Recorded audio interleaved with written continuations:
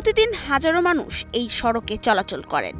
মাথার উপরে ঝুলে থাকে মৃত ও ভঙ্গুর গাছের ডাল। একটু ঝড় বা বাতাস আসলেই ঘটে যেতে পারে অঘটন।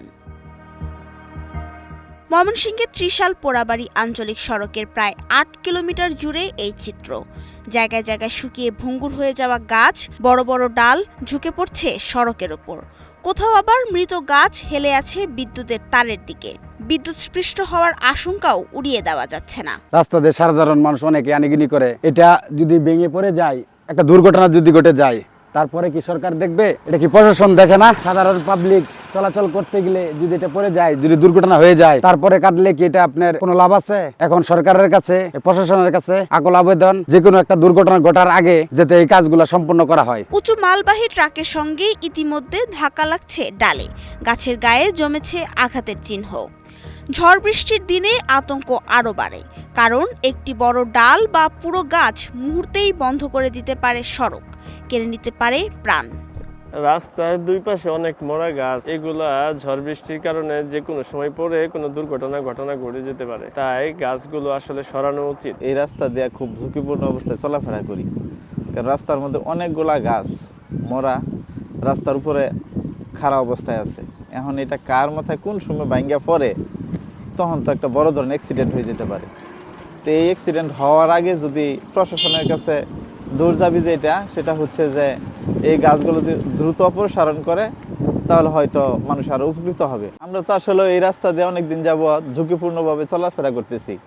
আর পোড়াবাড়ি থেকে ত্রিশাল যে রাস্তাটা খুব ব্যস্ততম রাস্তা, এর মধ্যে অনেকগুলা গাছ আছে যেগুলা মরা রাস্তার উপরে, কিন্তু একটা অ্যাক্সিডেন্ট হয়ে যাওয়ার পরে যদি গাছগুলা অপসারণ করা হয়, তাহলে তো আর কোনো পরিবর্তন হইতো না, বা এই অ্যাক্সিডেন্ট হওয়ার আগে এই গাছগুলা অপসারণ করা দরকার। এই সড়কে চলাচলকারী পথচারী থেকে যানবাহন চালক সবাই একই আতঙ্কে দিন পার করছেন। স্থানীয়দের দাবি, বড় দুর্ঘটনা ঘটার আগেই ঝুঁকিপূর্ণ গাছগুলো চিহ্নিত করে দ্রুত অপসারণ করা হোক। রাস্তার উপর ঝুঁকিপূর্ণ গাছগুলো যদি থাকে, যেটা অবগত করলেন আমাকে, ঝুঁকিপূর্ণ গাছগুলো ঝুঁকি নিরূপণ করে এটা অপসারণ করা বা এটা পরবর্তী ব্যবস্থা গ্রহণ করা, বিধি অনুযায়ী এটা ব্যবস্থা গ্রহণ করার জন্য আমি কর্তৃপক্ষের সাথে কথা বলব। বিষয়টি নিয়ে উপজেলা প্রশাসনও অবগত, তবে দ্রুত পদক্ষেপের অপেক্ষায় এখন পুরো এলাকা। যে আমরা এটা একটু জানার চেষ্টা করব, যেটি বন বিভাগ বা এলজিইডি বা ইউনিয়ন পরিষদ কার আওতাধীন এই গাছগুলো। তো এর পরবর্তীতে যখন আমরা সংশ্লিষ্ট ডিপার্টমেন্টের তথ্য পাবো, এই তথ্যর আলোকে আমরা তাদেরকে এই গাছগুলো দ্রুত অপসারণের জন্য নির্দেশনা দেব।